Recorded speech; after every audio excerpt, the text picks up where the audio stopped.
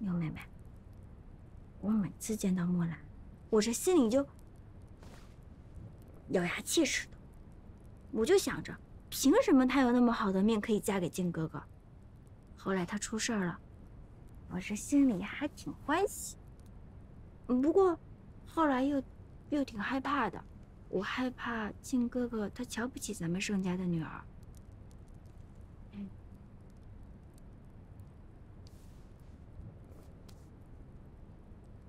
陆师姐，你可曾想过，他兴许只是想攀高枝，才看到姐姐的婚事落空，才想娶这妹妹的。我知道你的意思，你不过是想说，我向来是不伶俐的，只不过仗着自己是盛家的嫡女，仗着自己的家世，靖哥哥看中的是盛家，不是因为喜欢我。不是，从小到大，我就没有大姐姐的雍容华贵，也没有墨兰会巴结，更不像你那么招人喜欢。别说爹爹了，就是母亲也看不上我。你胡说，吴姐姐，大娘子可是最疼你的人。你从小万事顺心，肆意挥洒，纵情自在。咱们这个院里头，人人都长了18个水晶玲珑心，19副曲折会长，只有你潇洒爽快，这是上天对你的垂爱。你不用哄着我高兴，不是哄你，其实你不知道我心里多羡慕。那也就只有你啦。哦，不对，现在还有靖哥哥。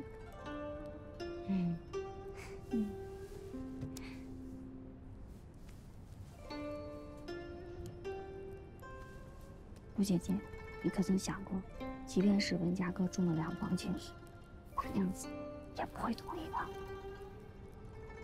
那毕竟是自己挑剩下的，你还捡来当个宝，大娘子这不得气疯了呀？那又怎样？他若逼我，我就一头撞死。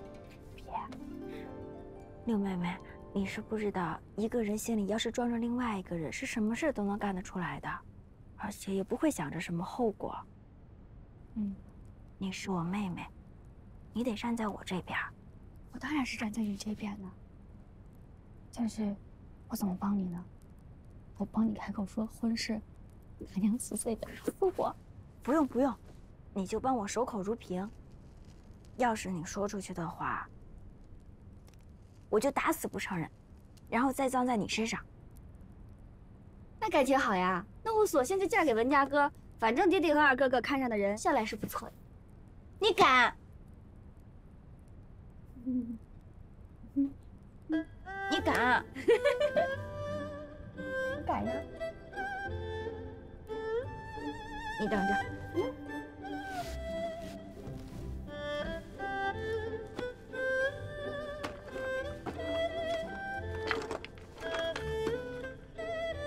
是吗？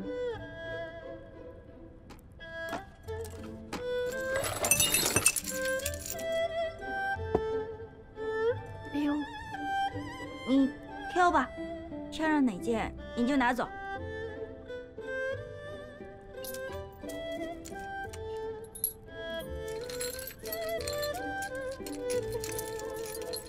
我都喜欢。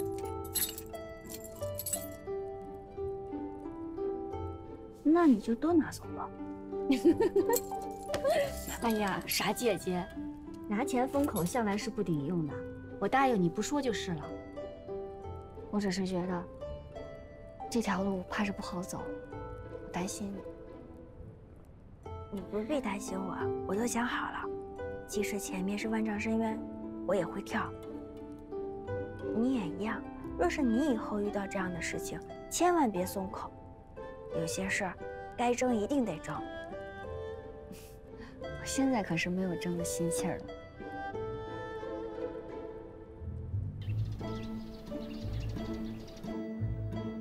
你到底什么意思？我可告诉你，想委屈了我的明儿，门儿都没有。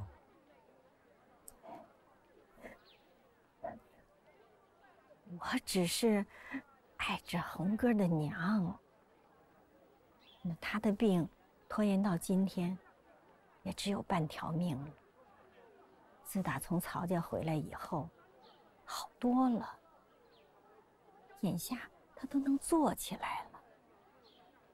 你说这时节，你再让他跟娘家断绝来往，那不是要他的命？他病也不是今天才病的。这要依我的心思，我自然是想把那家姓曹的祸害给扔出去。只是红哥没法跟他娘争执，还有什么三长两短的？你家的事，我是管不着。可我是发了愿的，我自己吃过的苦，绝不叫明丫头再吃一遍。你放心，给他们家的日子不多了。禀两位老太太，大娘子知道盛姑娘过来了，说自己卧病在床，不便见客，还请盛老太太见谅。那有什么？我们过去看看她的病。大娘子还说，不必劳烦盛家老太太，只是颇为惦记盛姑娘，还请她一叙。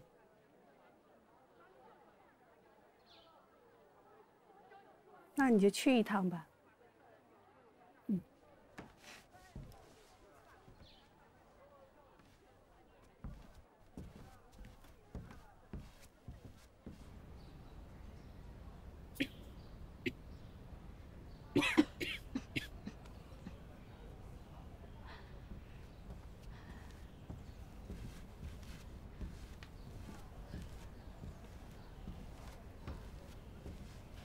红兰，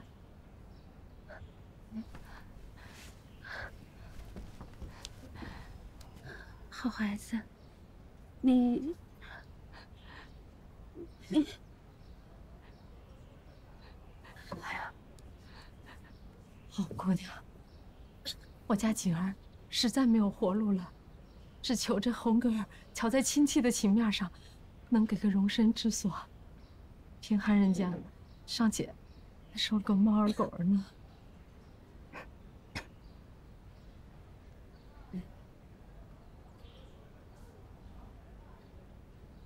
那日明兰胡言乱语，锦绣姐姐，您别往心里去。回去以后，祖母已经训斥过我了。不过是长辈们平日说说的玩笑，算不得什么。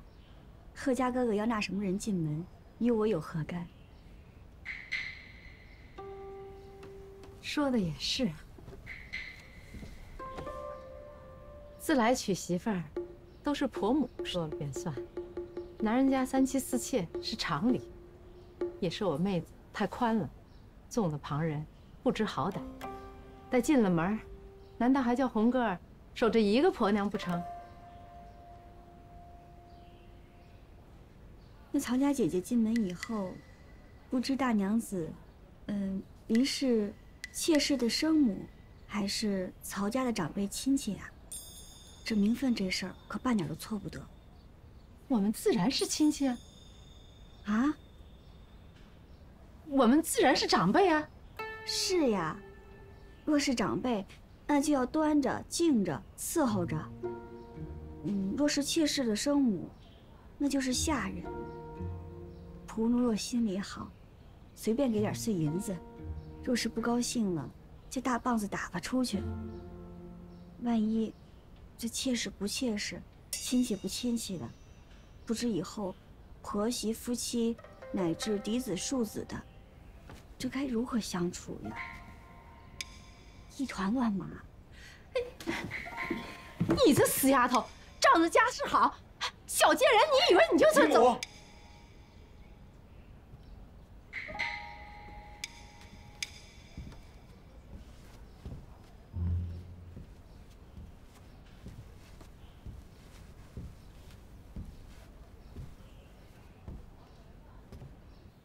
姨母请自重。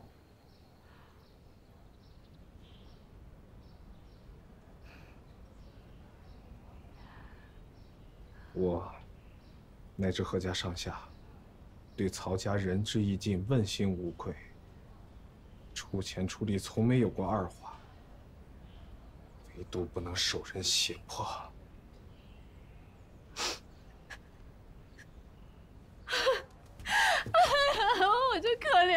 姑娘啊，都是爹娘误了你。原想着回了京，你表哥好看着你，没想到事态变了，人家派了高知了。儿啊，你还不如跟为娘的一道去死了算了。谁让你有这么一个狼心狗肺的姨母和表哥呢？哎呀，妹妹，我是想外甥女进我家门的呀。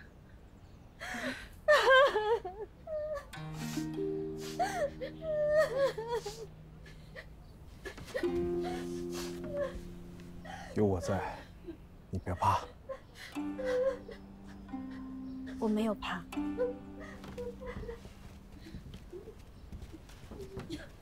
哟，曹大娘子，这里有客人呐。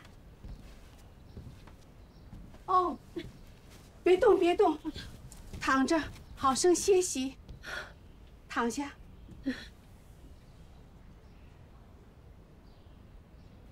你怎么还在这儿呢？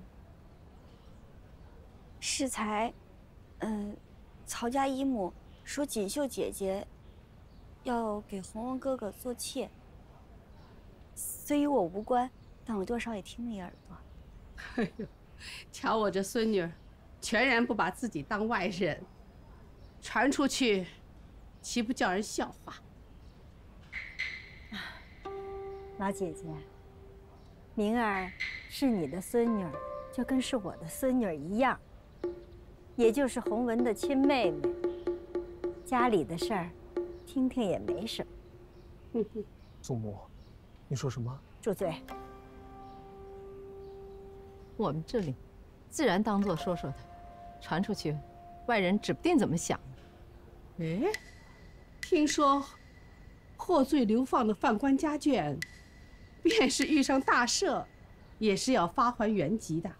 私自回京可是大罪。照此看来，莫不是官家下诏改了律法，开了天恩，让曹家不光能回京，还有亲戚照应着。啊，天不早了，明儿，我们该回了。哦。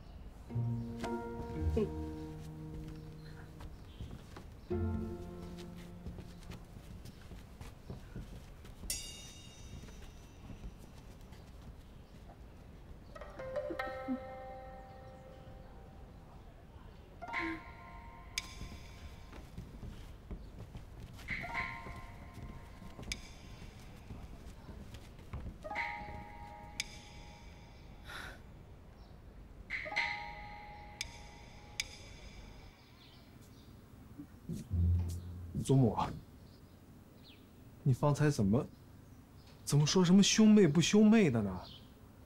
之前咱们不是商量好了吗？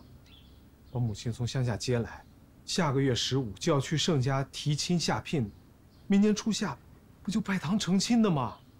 得了，你还在那痴心妄想呢。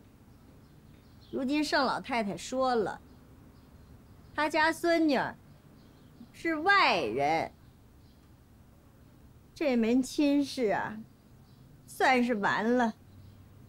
可我已经决意不娶表妹了，盛老太太她不知道吗？我这就去跟她说清楚。回来。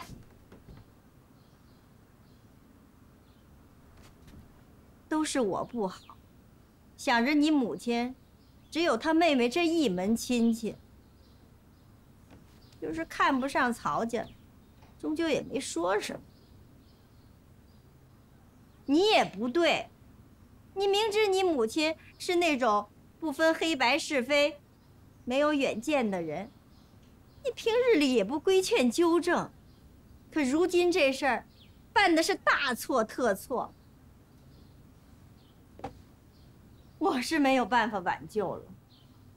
他们盛家历来都是我那老姐姐做主，明兰是她心尖子上的人，她要是不许配给你，你就是求官家他也没用。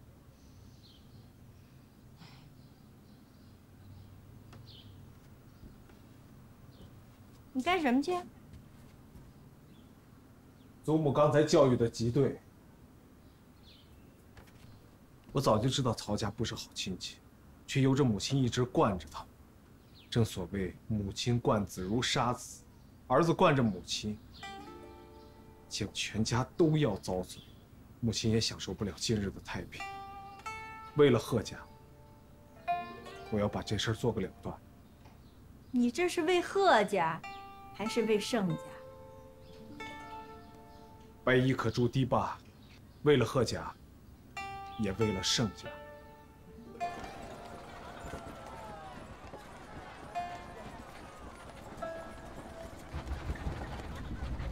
祖母知道你的意思，愿求一人心，白首不相离。别说官人了，就算是下人，也要心心相印，才好过日子。我就是生气，越想越生气。怎么，我不如别人可怜，便该我让步？那这世道，难道是比谁可怜谁就有理吗？刚才贺红云送我们出来的时候，倒也立誓，不骂曹景秀。立誓？立誓有用吗？有几个人能扛得住啊？只要贺家伯母开口哀求，洪文哥哥心又软，他也不能看着亲娘被自己气死呀。好，那我们就再看看别的人家。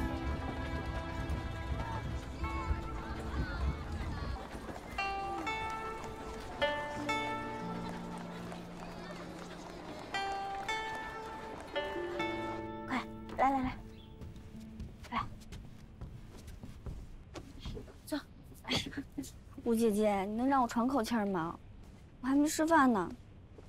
你还没吃饭呢？啊，喜鹊，叫小厨房做一些席面来给六妹妹吃。是。今天喜鹊去送东西，背地里听到刘妈妈说母亲要跟我说亲事。哪家的亲事？舅舅家。这也是意料当中的事儿。你脑子快帮我想想，想个法子出来，让我母亲打消这个念头。我哪有法子呀？我哪敢在大娘子面前提你的事儿？那你去找祖母说，我在她那儿一向是不讨好的，你可是她心尖上的肉，你说一句，也许她就能帮我呢。若是别的事儿，祖母兴许还能插上话。这是你的婚事，若是不让大娘子做主，她不得把房子给掀了？祖母说话，她也未必会听。那她总能说上两句话吧？你是不知道，我那舅舅家的几个表哥，庸庸碌碌的，还有我那舅母，她从来就是看不惯我母亲跟姨母的。席面这么快就做好了？哎呦，你还操心这个事儿？怎么样了？打听到什么了？我姨母是为了我亲事来的吗？听着不像，好像是说要来给王家老太太做寿，才来找咱们大娘子的。是吗？吓坏我了！我那个姨母成事不足败事有余，偏偏是我母亲的亲姐姐，还怠慢不得。康家姨母一向如此，你也不用多虑。只是，给你说王家表哥的亲事，也应该是舅舅家的人来。什么时候轮到康家姨母出头了？他才不管那些呢，他什么事不插手啊？这么说吧，就算是天上下雨了，他都得捞几滴回家煮茶吃呢。只要与他有好处的事，他肯定往上凑的。喜鹊，你再去姨母身边的女使那儿打听打听，看能不能打听出什么事儿来。打点这些人需要使钱，我给你找点散碎银子跟吊钱。姑娘哪知道东西在哪儿啊？还是奴婢自己拿吧。还有啊，我母亲身边的那些女使跟婆子啊，需要一些像样的首饰什么的。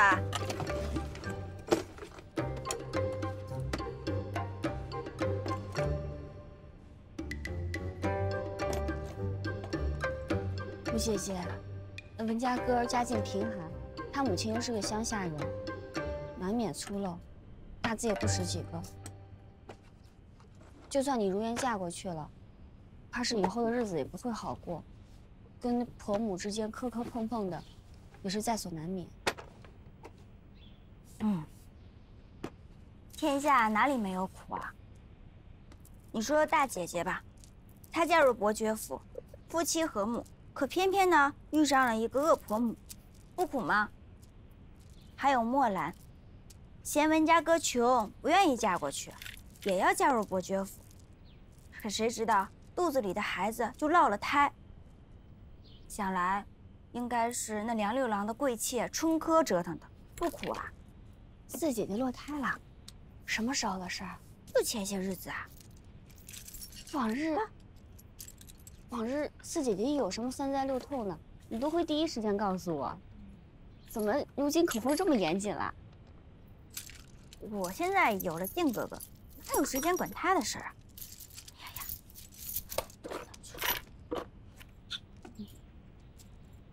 天下哪有不受苦的？红哥来，想必有正事，还是先说正事要紧。都是洪文愚昧无知，连累了老太太和明兰，连累了老太太，心里十分歉疚。昨日洪文去了曹义父家里，一概说了清楚，愿意母亲收表妹为义女，请族人长辈一同见礼，以后便如亲兄妹一般。曹家也是真下得了狠手。要说你们家也算是帮衬了许多，怎么能拳脚相向？后来曹义母哭着追了出来，我才明白原委。锦儿表妹昨日回家便自尽了，救下之后才吐露了实情。什么事情？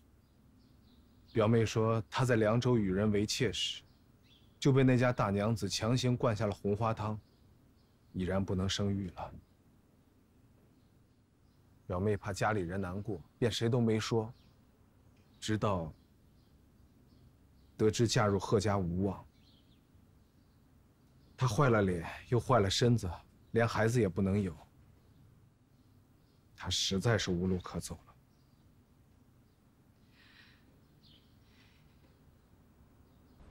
了。倒确实可怜人。如今又不能生育，便没了威胁。任红哥再心软，他也翻不出什么风浪。你说呢？即便他是能生，孙女也不计较了。哎，你怎么改主意了？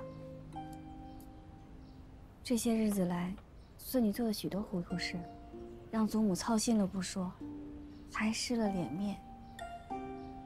孙女不孝，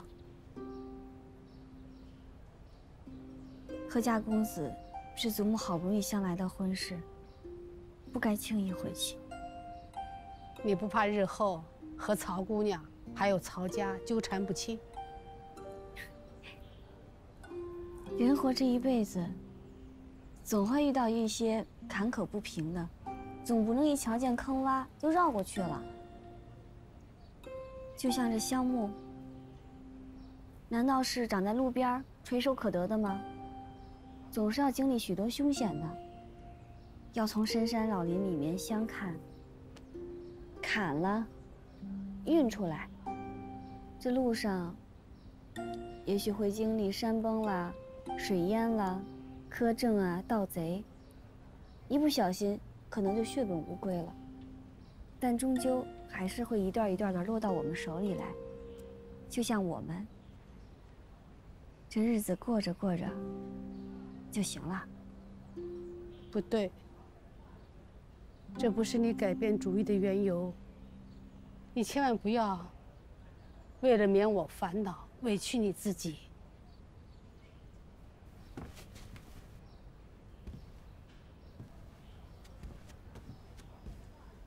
祖母，有些事情看着越好，便是越坏。您说，若我们真两情相好，骤生波澜，自然是泪眼滂沱，痛不欲生。但如今瞧着，这贺家哥哥心里其实并没惦记我，我心里也没惦记他，反倒是两个人和和睦睦，这日子自然过得如宾如客，以礼相待。你这小小年纪就心同槁木，可不能这样。祖母，您放心，我就是想，咱们活这一辈子，总不能在这院子里头绕弯打转了吧？我将来还可以攒很多的钱，多宽心，闲了便去游山玩水，击球垂钓，双露拆白，总是有许多法子解闷儿的，日子自然过得畅快。若为了在男人面前挣一口饭吃，反倒把自己变成面目可憎的疯婆子，这一生都不划算。祖母，香吗？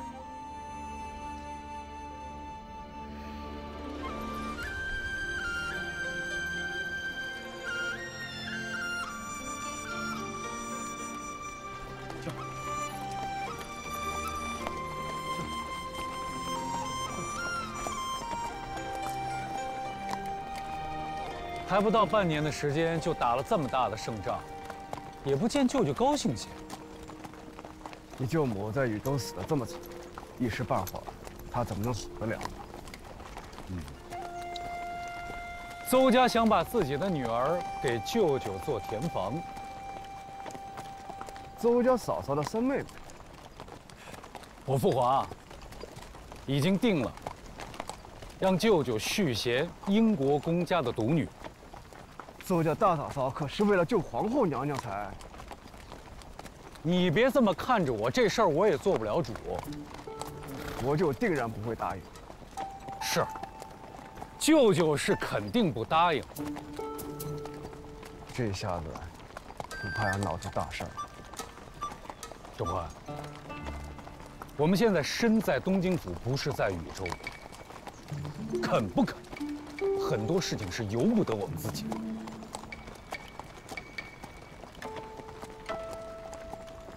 我得赶紧成婚，越快越好。诸位，诸位都是来给我们家将军提亲的吗？其实你们来晚了，我们家将军一大早啊就是出门提亲去，就算你们等到我们家将军回来，也赶不上这一伐了。没听说怎么这等？哎，轻点儿，这块来，放这。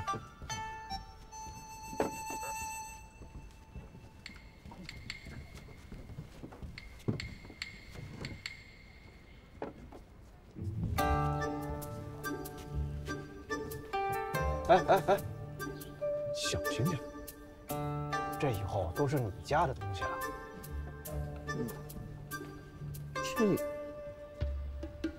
哎，别搁那儿，小心被太阳晒着了。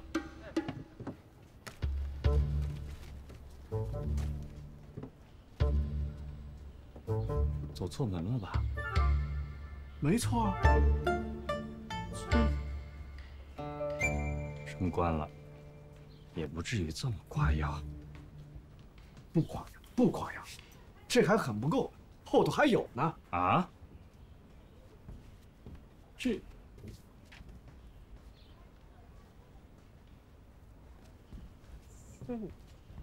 都是给你家的。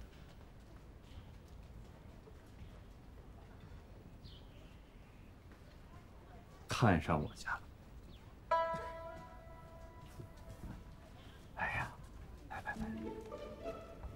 我呀，思来想去，那些争相要把女儿嫁给我的人家，以前啊，大多都瞧不起我。坐。现在可倒好，脸一抹，满口清热奉茶。我觉得，都是些唯利是图的人。这种人家，我能结亲吗？我敢结亲吗？可我们家跟你如今的身份也不匹配呀。我哪会在乎这些？想当初燕王叛乱围城的时候，所有人都吓得尿裤子了，看见叛军的刀枪，恨不得跪地称臣。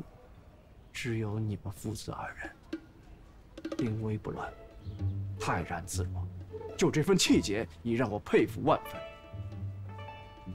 如今新帝登基，我也算是平步青云了。你们也不奉承讨好，这叫贵贱不移。我想，若是我日后落魄了，也定能共患难。这样的岳家，你让我上哪儿找去？你说的是我们家吗？我听了自己脸都红了。这话，我不是说给你听的，是我准备好，让你说给令尊听的。你这道话想得这么周全，不是一日之功吧？你是盘算着要娶我哪个妹妹？这你还猜不出来？你的心思七弯八绕，我哪猜得出来呀？快说，哪个？自然是相貌美、性格好的那个呀。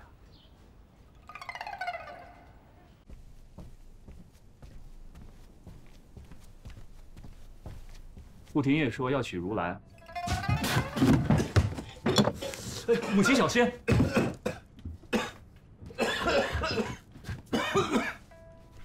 什么？什么？你说什么？顾廷烨要娶如兰？是啊，顾家二郎说，如兰在京城闺秀中素来备受赞誉。马球会上见过好几次了，说她容貌端丽，举止娴雅，知书达理，温柔可人，说要得她为妻啊，则此生无憾。他说的是如兰啊，我怎么倒觉得像是说明兰呢？怎么不是如兰啊？如兰这孩子虽然在家里任性了些，可是出门在外哪次不是规规矩矩，没出过差错？那顾廷烨怎么就不能看上我们如兰？再说了，侯门嫡子，又是当今上面的红人，求个庶女为妻，那传出去不叫人笑话死？一定是如兰。你懂什么呀？那顾二郎可不是个省油灯，他当年闹出那些荒唐事儿啊，整个汴京城谁不知道？啊，你敢把你女儿嫁给他？哼！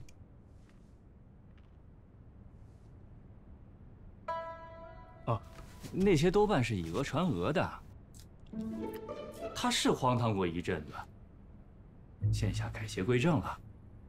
再说了，他现在可是朝廷重臣，每天忙得头脚倒旋。就是，我儿向来方正，他都做着顾二郎的保，定是无错的。你就是什么呀？你就是，你无非是看中人家有权有势。你怎么知道他说话算数啊？仲怀还说了，现在虽然上他们家提亲的人多，但都是一些见风使舵的墙头草，根本瞧不上人家。盛家虽非世家贵族，但也是青牛门第。他们侯府出身武将，一直是仰慕书香门第的。求娶如兰啊，倒是他高攀。他说的。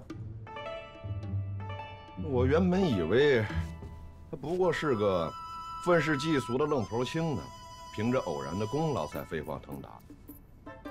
不想竟也是个通情达理、有眼界、有见识的。嗯。依我看，这顾廷烨不光有眼光见识，还有福气的很。你说，要不然他怎么就投到当今官家的门下？谁会去烧一个外放宗室的冷灶？定是他头上有魁星罩着呢，将来必定进官升爵。官人，你可别谨慎过头了。母亲不要高兴太早。这门亲事要成啊，还得如兰点头。这么好的婚事，他不点头？他还想上天下玉帝不成？你放心，我一说，他一准乐开了花。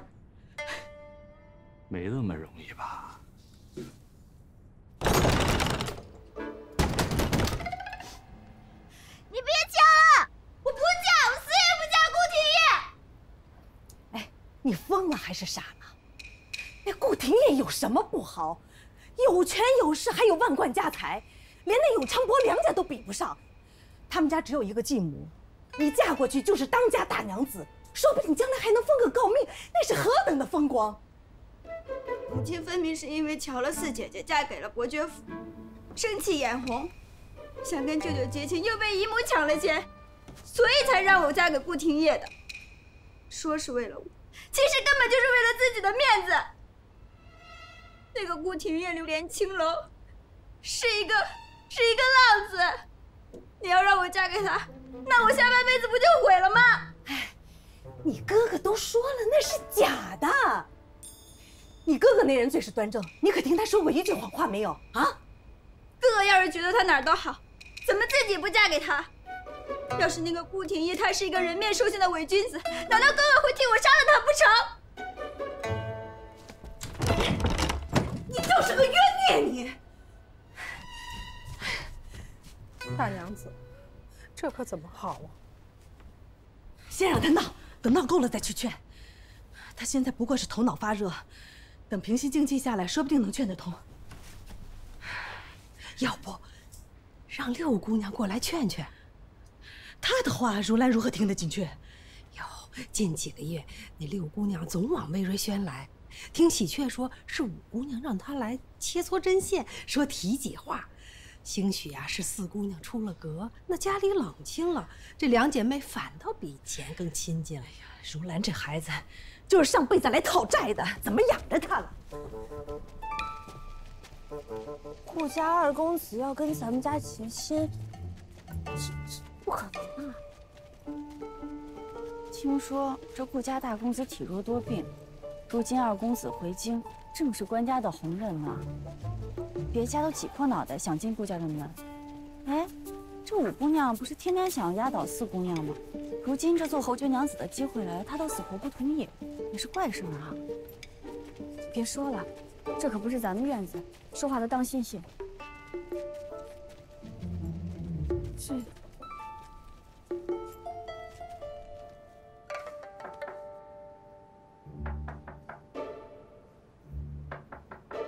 别敲了，我不嫁。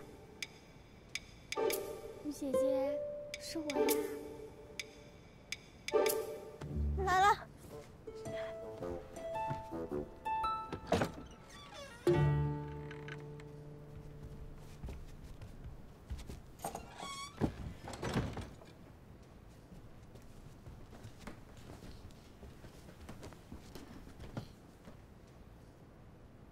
好了，别哭了。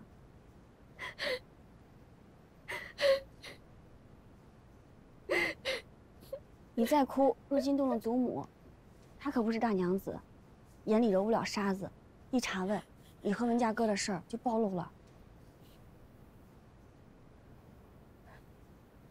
那你说我该怎么办？那顾廷烨财大势大，又是新贵宠臣，这么一大座山压过来，我往哪儿逃啊？是呀，实在无处可逃。我找你来是出主意的，你干嘛泼我冷水啊？妹妹，我是被大娘子叫来劝你的，我不泼冷水，难不成我撺掇你跟文家哥私奔？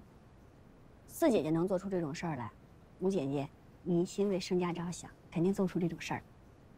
我自然是做不出这种事儿了。家人同恩一场，我若是只为了自己快活，不管父母家人，那连人都算不上。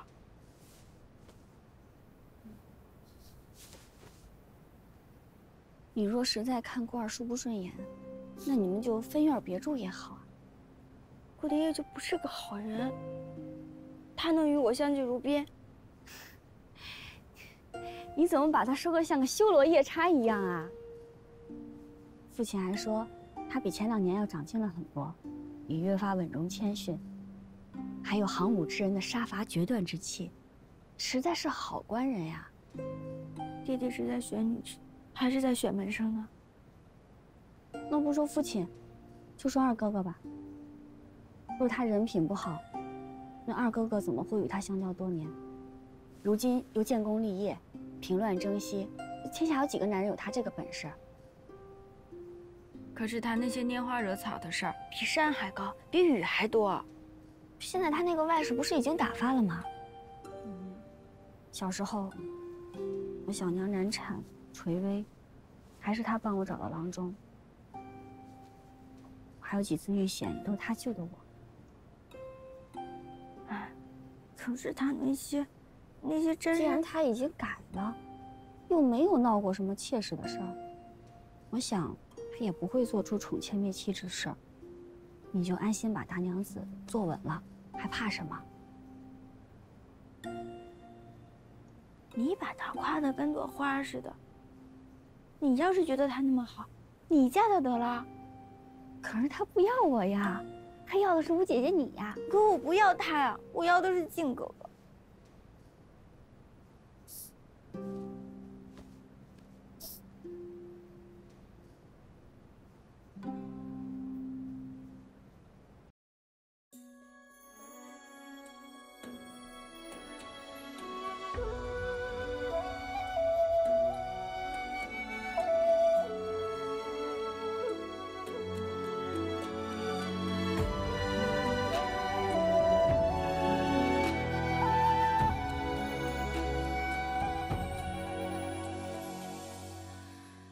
一朝花开傍柳，寻山无觅听候。